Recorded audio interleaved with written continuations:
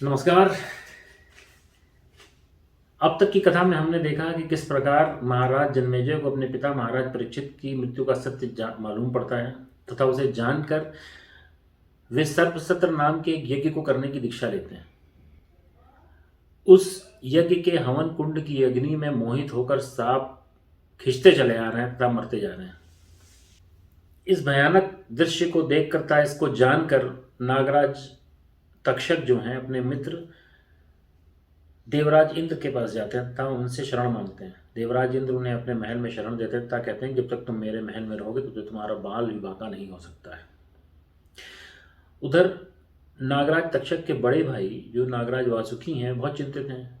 उनके जात भाइयों की मृत्यु बहुत तेजी से होती जा रही है, उन्हें अपनी मृत्यु का भी भय सता रहा है। ऐसे में वे परम पिता ब्रह्मा के द्वारा दिए हुए आश्वासन को याद करते हैं तथा उन्हें याद आता है कि उनकी बहन जरत्कारु का विवाह इसी संदर्भ में मुनि जरत्कारु से हुआ था। अब आगे की कथा। नारायण स्वरूप भगवान श्री कृष्ण, उनके नित्य सखा नर स्वरूप नरश्रेष्ठ अर्जुन, इन दोनों की कथा को प्रकट करने वाली भगवती सरस्वती तथा उस कथा के वाचक महर्षि वेदव्यास को प्रणाम करके मैं महाभारत से ली हुई आज की इस लघु कथा का पाठ प्रारंभ करता हूँ। नाग कन्या जरत्कारु अपने पुत्र आस्तिक को बुलाती हैं और उनसे कहती हैं कि बेटा, मेरा विवाह एक प्रयोजन से तुम्हारे पिताजी से करवाया गया था तथा तुम्हारे जन्म का एक उद्देश्य है, आज उसे पूरा करने का समय आ गया है। एकाएक अपने माता के मुंह से ये सब बातें सुन के आस्तिक बड़े आश्चर्यचकित हो जाते हैं। वे उनसे कहते हैं कि माता, किस कारण से आपका विवाह पिताजी से कराया गया था, मुझे बताइए। तब नाग कन्या जरत्कारु अपने पुत्र आस्तिक को बताती हैं कि नागों को, सर्पों को उनकी माता जो कद्रू हैं, कद्रू के नाम से विख्यात हैं, उन्हें एक श्राप मिला हुआ है कि इस कलयुग में महाराज जन्मेजय के द्वारा किए हुए सर्पसत्र में वे सब होम हो जाएंगे। आस्तिक तुरंत अपनी माता से पूछते हैं कि नाग माता कद्रू ने ये श्राप क्यों दिया था। नाग कन्या जरत्कारु अपने पुत्र को आगे कथा सुनाती हूँ। कहती हैं कि माता कद्रू जो कि नाग सब सर्पों की माता हैं, उनकी एक बार अपनी सौत विनीता से शर्त लगी कि घोड़ों के राजा उचेश्वरा की पूंछ काली है कि सफ़ेद। वे जानती थी कि वह सफ़ेद है परंतु कहती हैं कि वो काली थी। बात यह होती है कि दूसरे दिन जाके वो लोग देखेंगे कि वो काली है कि सफ़ेद। इस बीच में माता कद्रू अपने पुत्रों से कहती हैं कि तुम में से जो काले और भूरे हो जाके उच्चेश्वरा की पूंछ में मत जाओ, जिससे कि वो दूर से काली दिखाई दे और मैं शर्त जीत जाऊंगी।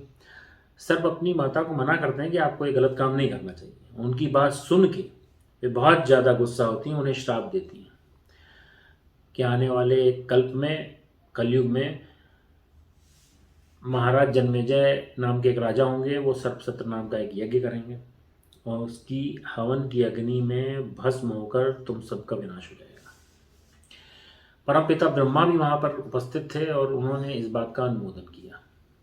ये बात देख के उस समय नागराज वासुकी बहुत ज़्यादा दुखी हो गए। बाद में उनकी मित्रता पहले ही देवताओं से हो रखी थी, क्योंकि उन्होंने देवताओं को समुद्र मंथन में बहुत मदद की थी रस्सी के रूप में काम में आके।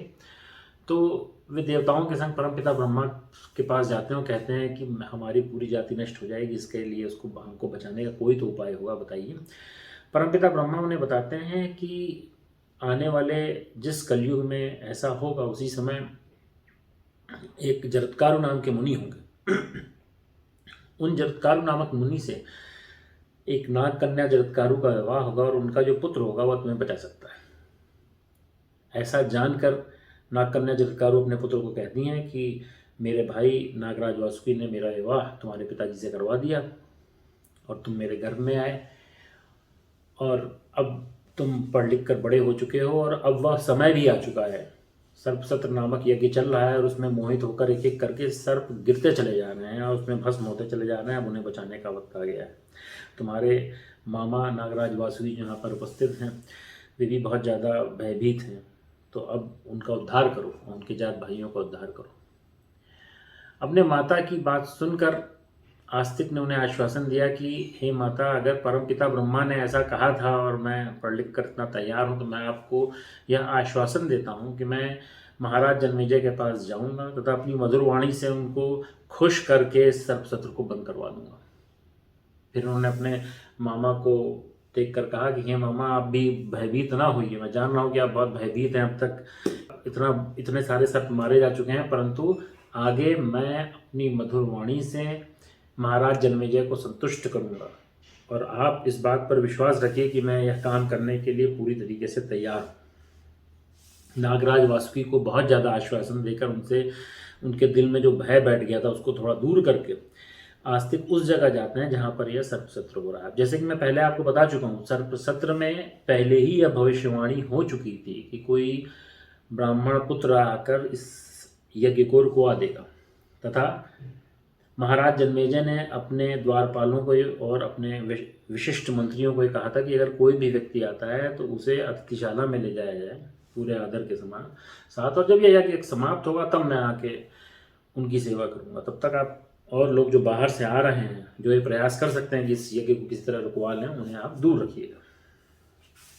आस्तिक जब यह देखते हैं तो वहाँ तो बैठने के लिए तो आए नहीं हैं, तो वो क्या करते हैं कि वहीं पर द्वार पर ही रहते हैं और वह उस यज्ञ करवाने वाले जितने ऋत्विज हैं, जितने ऋषि मुनि महर्षि हैं, उनकी उसमें जितने लोगों ने इस यज्ञ की व्यवस्था कराई है, उस व्यवस्था की, उन लोगों की, उस यज्ञ में जो इस्तेमाल करी जा रही है अग्नि, उनकी, अग्निदेव की, तथा स्वयं महाराज जन्मेजय की वो बहुत प्रशंसा करते हैं, उनके बारे में बहुत अच्छी अच्छी बातें बताते हैं और सत्य बातें बताते हैं, लेकिन अच्छी अच्छी बातें बताते हैं। अब आगे कथा बताने से पहले मैं एक बात की तरफ आपका ध्यान आकर्षित करना चाहूँगा कि ये पूरी जो आगे कथा मैं सुना रहा हूँ उसमें आस्तिक कोई भी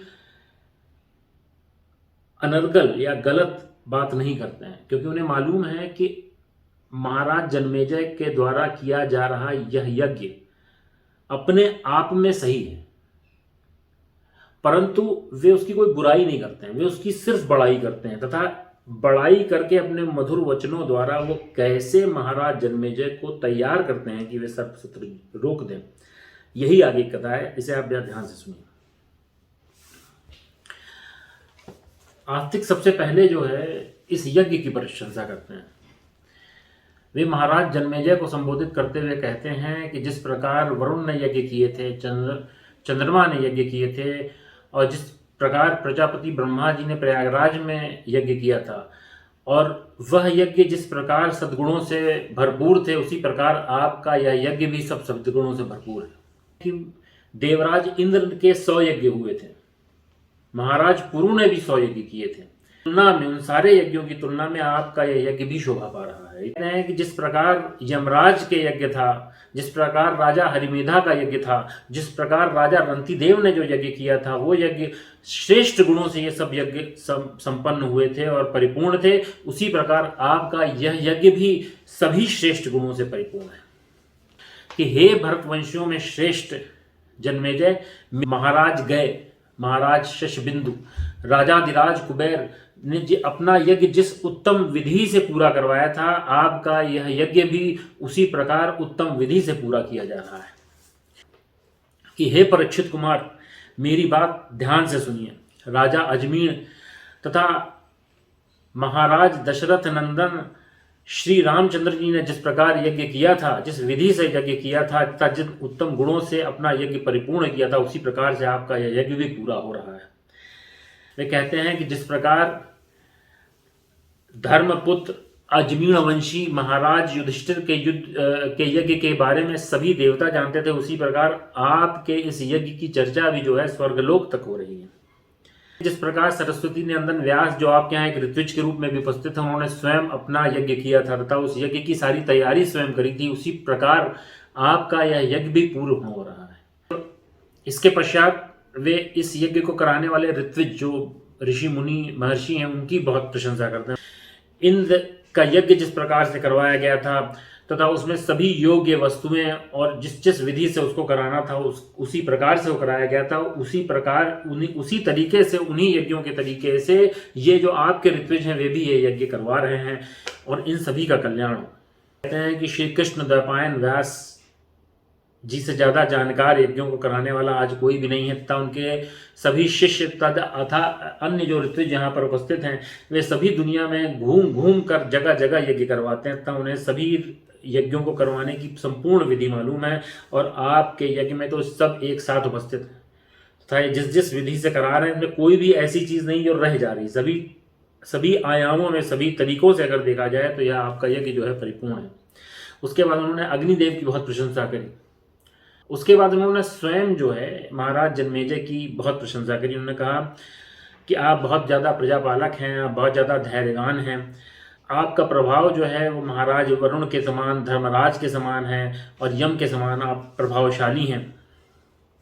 उन्होंने कहा कि जिस प्रकार भगवान इंद्र जो हैं संपूर्ण सृष्टि की रक्षा करते हैं, उसी प्रकार आप भी इस धरती पर अपनी प्रजा का पूर्ण रूप से ख्याल रखते हैं।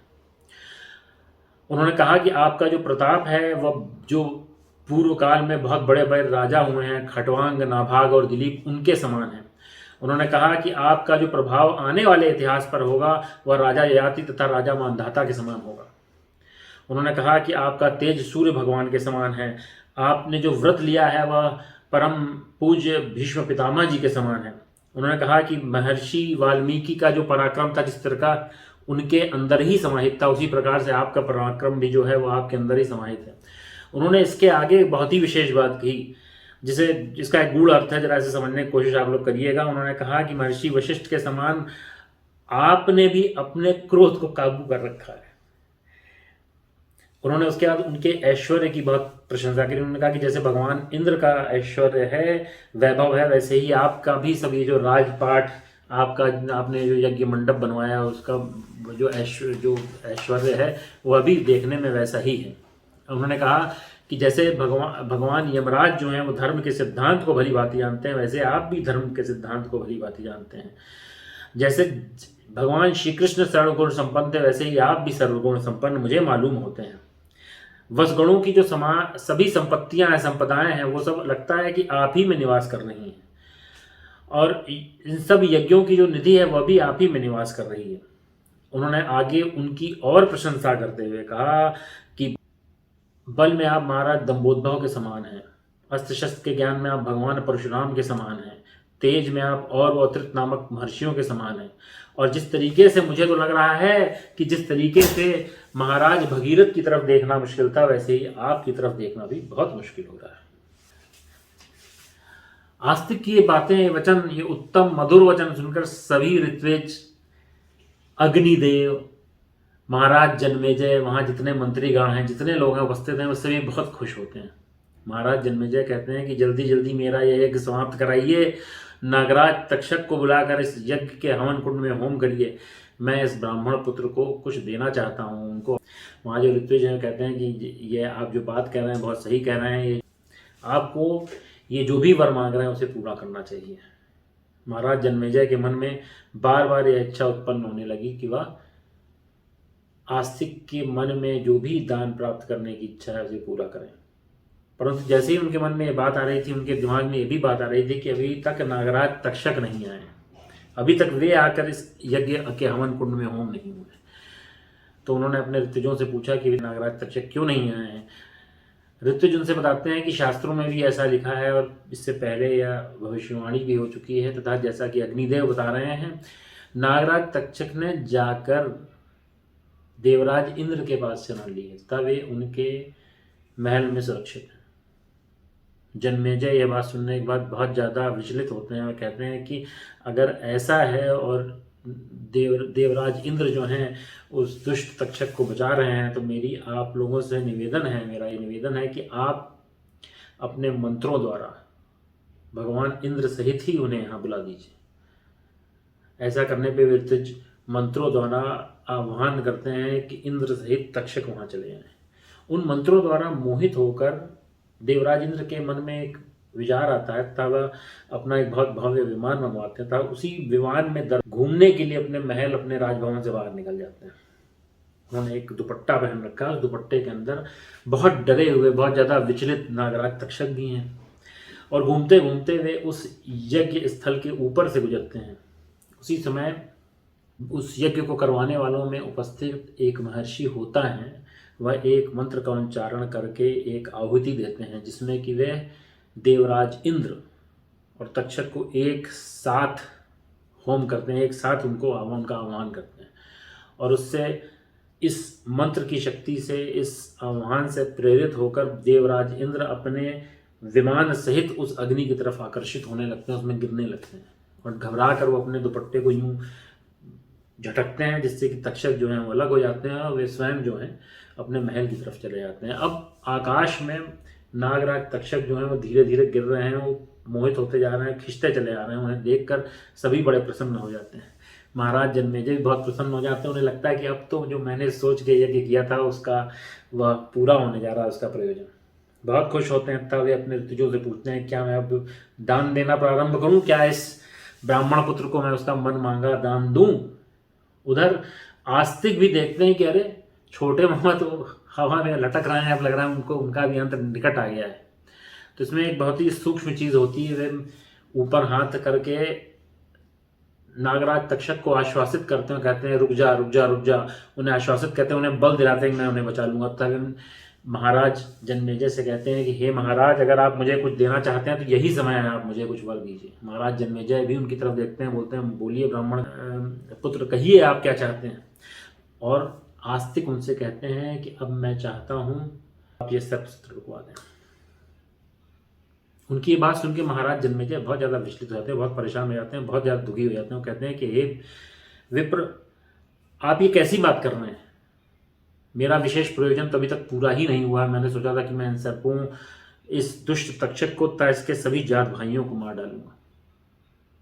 आस्तिक कहते हैं कि मेरा जन्म भी इसी प्रयोजन से हुआ है। ये सर्प मेरी माता के वंश में आते हैं। मेरी माता जो हैं वो सर्पों के वंश से आती हैं और इन्हें बचाने का मैंने वचन दिया हुआ है। और मैं आपसे यही मांगता हूँ कि आप इस सर्प शत्रु को खत्म कर देता हूँ, उन्हें जीवन दान दें। जन्मेजय उनसे पुनः कहते हैं कि आपको और कुछ जो भी चाहिए वो मांग लीजिए। आपको जितने गाय चाहिए, जितने गांव चाहिए, जो सोना चांदी, राजमहल, राजपाट जो चाहिए आप ले लीजिए, लेकिन यह मत कहिए। और आस्तिक पुनः पुनः उनसे कहते हैं कि मेरी तो सिर्फ यही इच्छा है कि आप ये यज्ञ बंद करवा दें। अंत में जितने ऋतुजय कहते हैं कि आपने तो प्रण लिया है और आपने ये चीज़ कही है कि जो मांगना है मांग लो, तो अब अगर ये ब्राह्मण पुत्र मांग रहे हैं तो आप उसको ये चीज़ दीजिए। और ये जो कह रहे हैं वो सही कह रहे हैं कि अब बहुत ज़्यादा जो है हिंसा हो चुकी है। उनकी बात सुनकर और इससे पहले जो मधुर वचन आस्तिक ने कहे थे उनको याद करते हुए महाराज जन्मेजय के मन में भी ये बात आती है कि ठीक है, हम ये यज्ञ रोकते हैं और पुनः आहुति डालकर सब कुछ करके वो यज्ञ जो है खत्म किया जाता है। यज्ञ खत्म होने पर महाराज तक्षक बच जाते हैं, तब अपनी जान बचाकर चले जाते हैं। इसके बाद महाराज जन्मेजय बहुत खुश होते हैं। ब्राह्मण पुत्र आस्तिक को बहुत अपनी तरफ से बहुत कुछ दान देते हैं तथा उनसे यह कहते हैं कि आने वाले समय में मैं अश्वमेध यज्ञ करवाऊंगा, उसमें आप जो है मेरे यज्ञ करवाने के लिए आइएगा। उसमें और भी लोग आएंगे, आप भी आइएगा। ताकि सभी ब्राह्मणों को, सभी ऋत्विज जो हैं, सभी महर्षि जितने और लोग आए हैं उन सबको बहुत दान पुण्य करते हैं। यह करके वे अपना यज्ञ समाप्त करते हैं।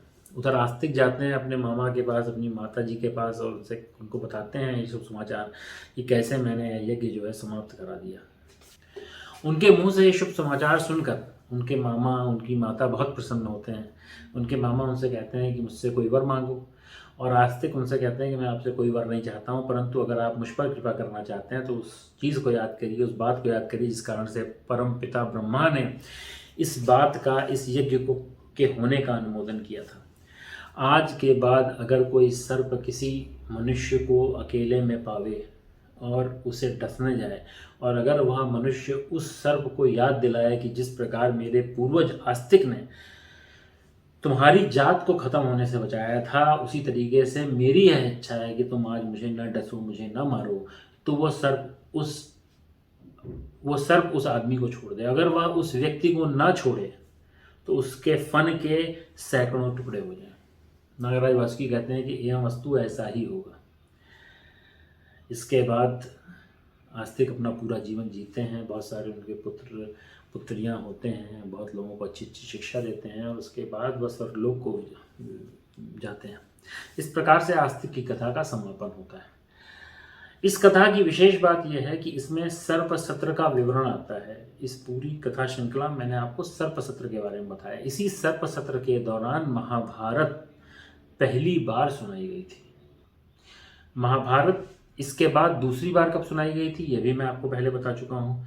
आशा है ये कहानी आपको पसंद आई होगी। बहुत दिनों बाद मैं कोई वीडियो अपलोड कर रहा हूँ, इसके लिए क्षमा प्रार्थी हूँ।